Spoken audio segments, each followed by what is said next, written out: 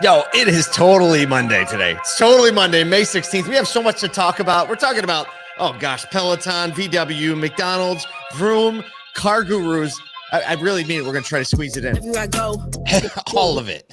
who I is and who I be. They stop and I just had to go straight list mode. There's no way we were going to fit in. Okay, here we go. Topics of the day. Done. Ready? That's what we're going to do today. Oh, just man. hang with us. Strap, if you're driving, get the seatbelt a little tight because we're going to be flying this morning. It's going to be Without a doubt. But before we get into the news, we definitely want to take a moment to just acknowledge that what happened in Buffalo, right? The mass shooting in Buffalo. Buffalo's not that far. We have really great friends, Matt Lasher and the West Her Auto Group, who are everywhere in Buffalo. And, we kind of wrestled over like, do we start with some heaviness? And then, it was like acknowledging the fact that the world feels a little different today. And then for some people, it feels a lot different. And acknowledging that at the outset, we're people first, we're people facing. Yeah. So, yeah, I think the reality is that it doesn't matter whether you're an industry partner, OEM, dealer. There are people in and amongst you that have a different perspective this morning and walk into work, walk into grocery stores, seeing the world a little bit differently. And so just recognizing that, not being afraid of those conversations and really of that listening, I think is important as we try and build culture in all of the places that we live, work, and play. And so be cognizant of that and be ready to listen and ready to be aware and push back on the things of this world that are not as they should be. there you go. Opportunity to serve some people is what that sounds Yes, exactly. Retailers. Let's get into it. Let's go. A lot of Q1 earnings going to be reported. So we're always in for a wild week. We're going to talk about some earnings and some publicly traded movement today. Also we spent a little time this weekend getting ready for the Virginia Auto Dealer Convention. Even though it's like a month away, it's only a month away. We're excited to spend time in Asheville, North Carolina with the Virginia Auto Dealers Association. It's our first auto ADA thing that we've done together. And so we're going to be locked up with these people for 3 days. I'm really excited about it because the difference between the VADA and probably any digital dealer or anything like that is it's 95% dealers. And so I'm really we get to speak, right? And I think, our desire is always to impart encouragement on the industry and bring a fresh perspective. But I'm ready for the perspective that we might get sitting down at breakfast or lunch or in the afternoon, just hanging out as we get to see and meet new dealers and gain perspective about what's going on, where they're at and how they're handling the challenges and opportunities within their organization. So that's what I'm most excited about. It's it's a captive listening audience for me that I get to hear a lot. And it's a big family event, right? It's an annual thing. Everyone's bringing their families. We're bringing our families. So, we're bound to have a little bit of fireworks. Also, the end of this week, we'll talk about this more maybe tomorrow or Wednesday. I'm going to be heading out to VCon, VEECON. It is the tip of the spear conference. I mean, everyone's going to be there. We'll talk about it more because we don't have time to talk about it today. But in our efforts to bring something to the automotive industry that's never been brought before, we're paying attention to all the cutting edge things that are going on. So the next thing you come to that we put on, you might be like, where the heck did this come from? And now, if you're paying attention, you might have a little bit of idea of where it came from. Let's talk about some news. So McDonald's is literally pulling out of Russia altogether. They're closing up shop. They've been there for 30 years, and they're out. It's wild. It's pretty nuts to me. The stat was that they've been closed since March all across Russia, yet continue to pay at 600 or 60,000 people were getting salaries still. That's you know what? We worry about 5 or 6 around the soda world. I know, right? You think about that and you think, big corporation, big conglomerate, and that kudos to McDonald's for continuing to pay those employees while they're not open. That's a big deal to me. I'm impressed with McDonald's. Honestly, that wouldn't have been the first company that I'd have been they'll close down and keep paying everyone. That just wouldn't have been on top of mine. I think you should celebrate by having McDonald's for lunch. I'm not doing that. He's with you in spirit, McDonald's. Yes. Apparently, it's going to cost the company $1.4 to $1.6 billion, but they are planning on selling all of their outlets to a local buyer, and I'm sure they're not going to stay McDonald's. They've been doing the business there for 30 years. There are a lot of studies that show like when McDonald's is in a country, it actually has a stabilizing effect on global politics and economics. So it is, when you look at those things, it's unbelievable just to see how commercialization of food tends to bring countries closer together. Burgers, Starbucks did it with coffee. So, it's kind of like what we think retail automotive does for the US. It's kind of what we know it does for the US. Kind of like what we know retail auto does for the US. Right. We just need everyone else to realize it too. And that's the mission that we're on. So that's going on. We thought it was an interesting, that news just broke this morning.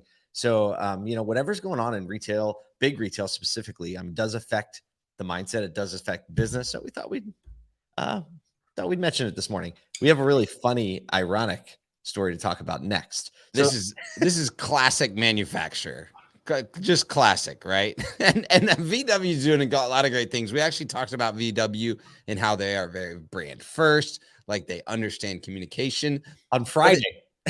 But it sounds like maybe they don't understand communication as much as maybe our perception was. Brand communication is different, very different. You're right. Yeah. Apparently, a lot of VW dealers were like, they heard the news about the Scout and were like, wait, what is happening right now? So you're going to do this, take this brand. How are we going to sell it? Like, is it going to be It got communicated on the same day to dealers that it got communicated to the rest of the population.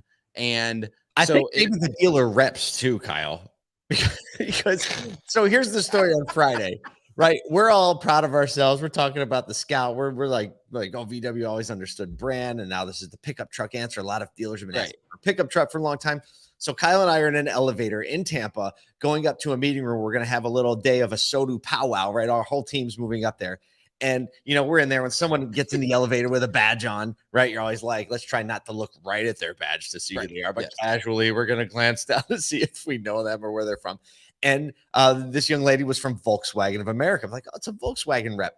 So thought we were being real cute and clever. We were naturally, like, hey, that new Scout looks so good. It's like super cool that VW's bringing that back. And she was like, oh, yeah, yeah. She does one of those things where it's like, I should know what you're talking about, but I have no clue what you're talking about. And so I'm just kind of smile and nod. Thankfully, the elevator door opened within 5 seconds because it made that moment a little more awkward or a little less awkward.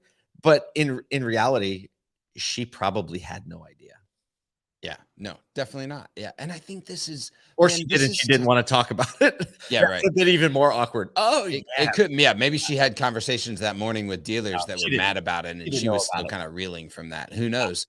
But I think that this is interesting. It's like, what if we actually utilize the power of internal belief, right? It's when you transfer belief to your employees or your dealers or whoever it is, you have the ability to capture the retail mindset on the ground level instead of just doing it at the global level from an announcement perspective. Doing an end run. It's Super Bowl commercials, Kyle. Yeah.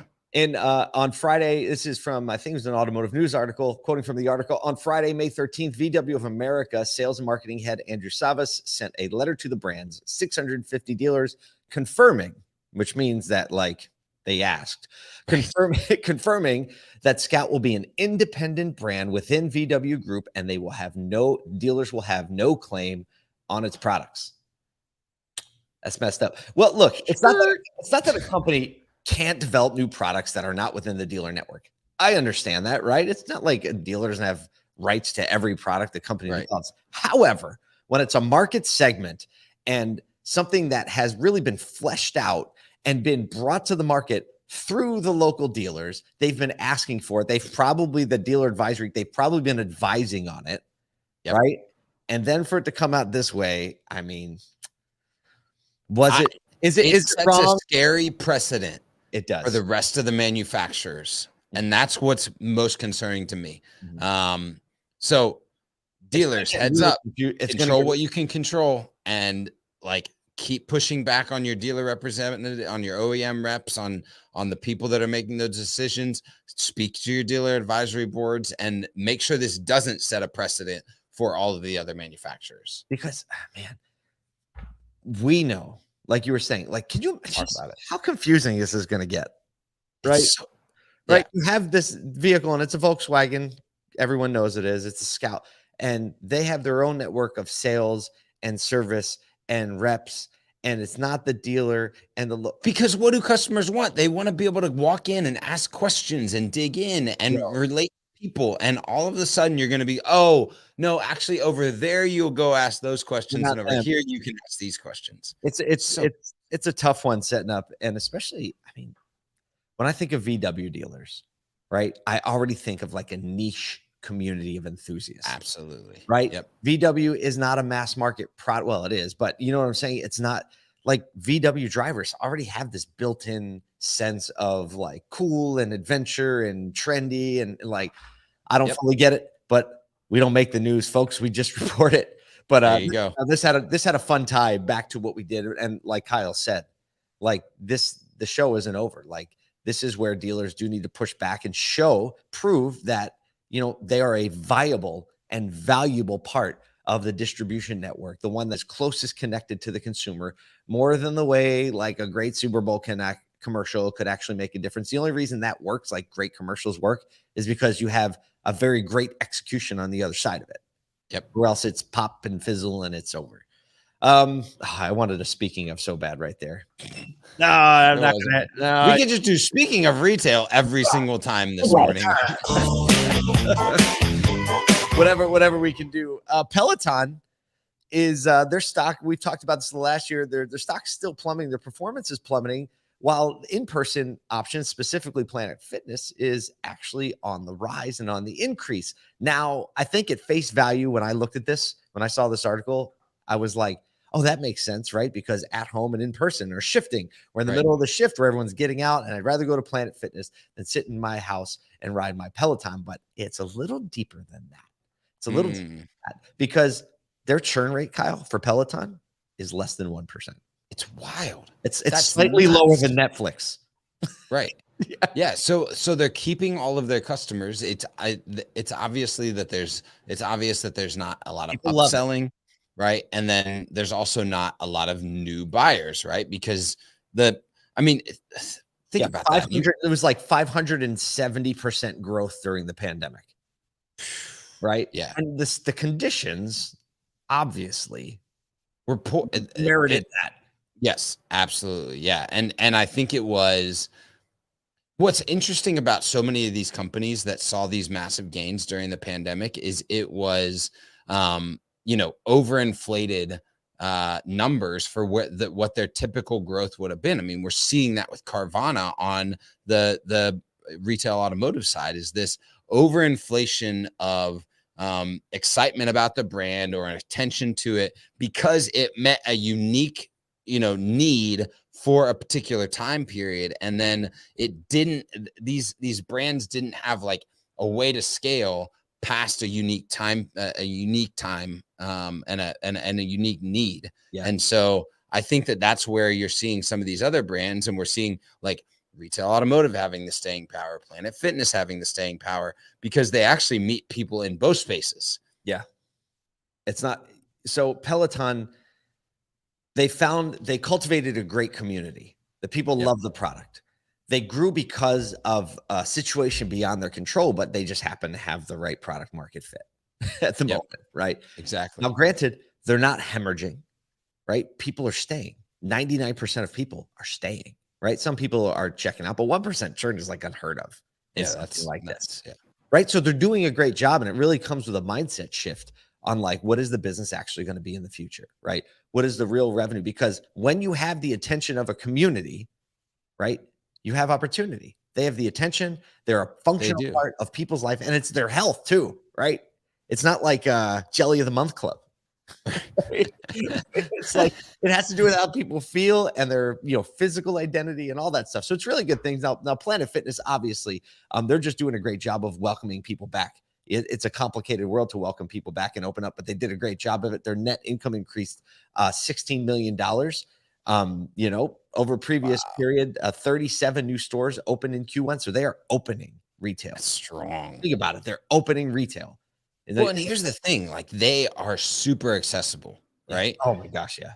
If you compare like having a Peloton to a Lifetime Fitness, which I don't know if you have Lifetime up there, but a Lifetime Fitness, which is going to be anywhere between like $70 and $180 for a family, right?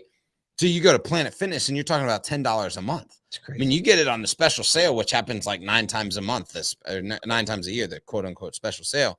You're like $1 entry fee, $10 a month. You're never even going to think about it, let alone like just the environment is captive to a really like broad audience. And so, being in person, also they have an app. Like if you are a subscriber, you have an app where you have fitness online, which is what Peloton has only, right? Right. Yeah. And so I don't know. I think $10 a month is a fair price to pay just to have the key tag. So people think you work out.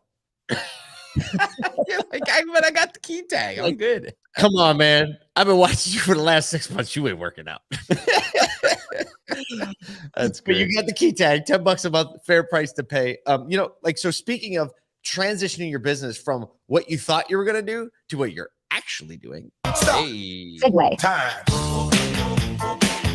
That was an extended segue, but definitely relevant. This kind of tagging off our news about Carvana and the massive layoffs last week and how the auto industry was handling that.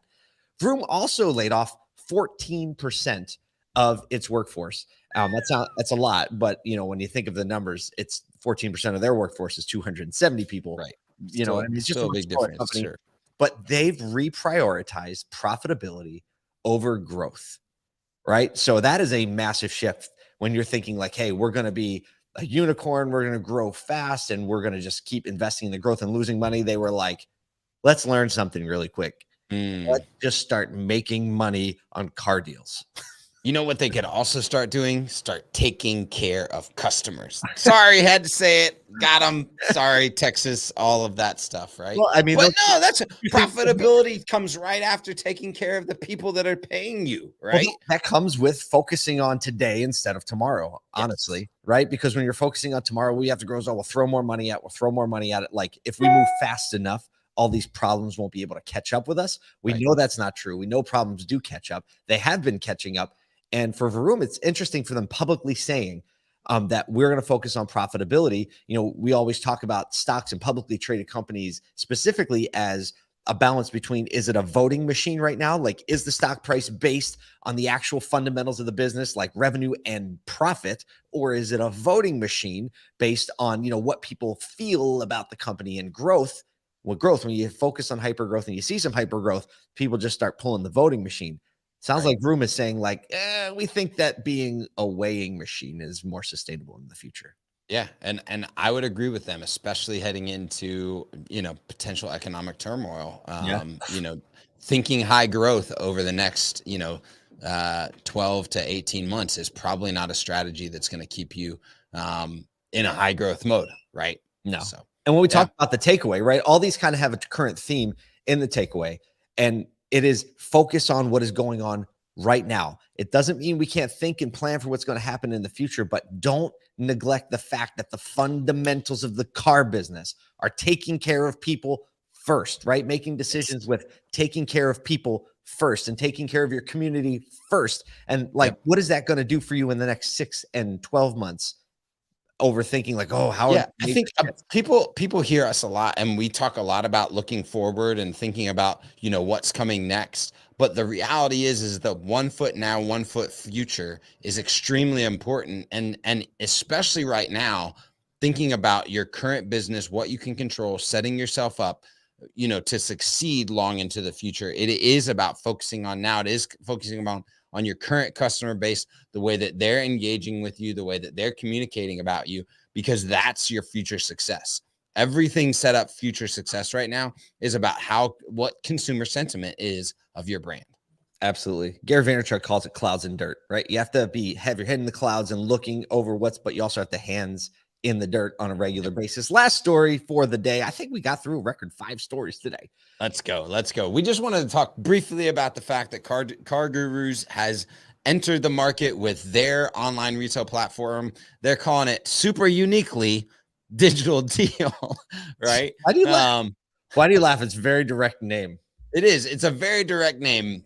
Just, nothing unique there. No, but they're going to be charging consumers like, I would love a digital deal. Yeah, I want my digital deal. I hate it. I don't want to throw shade on the name, though. It just, it is what it is. Business reaction, but $249 per rooftop. So here's like, and coming from the marketing side, it's like, oh, yep, there's another bolt on to be able to do, business digitally with customers. You're talking about basically adding another digital retailing tool to the stack. So just an encouragement to dealers is be careful. Like if you are entering that, if you do want to enter that, recognize that your company, that the people that you are having engaged with that platform have to learn a new platform, engage in a new medium, probably have another login. So just being aware that the retail mindset here is very important, and recognizing what your retail brand looks like across multiple different platforms. Just be cognizant of that, I think, is the encouragement there. Yeah, absolutely. Yeah, I don't want to throw shade on the name. I did throw shade on the name. You threw shade on the name. I did. It's okay. It just seemed a little literal. Sometimes a little literal is okay. And I'm sure there's a whole focus group that decided on that name. And, it probably proved that it's just very clear and effective. I don't know. I don't know what else to talk about. We've talked about too much. We've done all the things today. Monday. It's only 9:19 on the East Coast. We've already talked about all this stuff. Either way, we have a whole lot of work in front of us this week. You have a whole lot of work in front of you this week. We have a whole lot of work in front of us this week. So let's stick together, get the work done, and let's go serve some people on a Monday.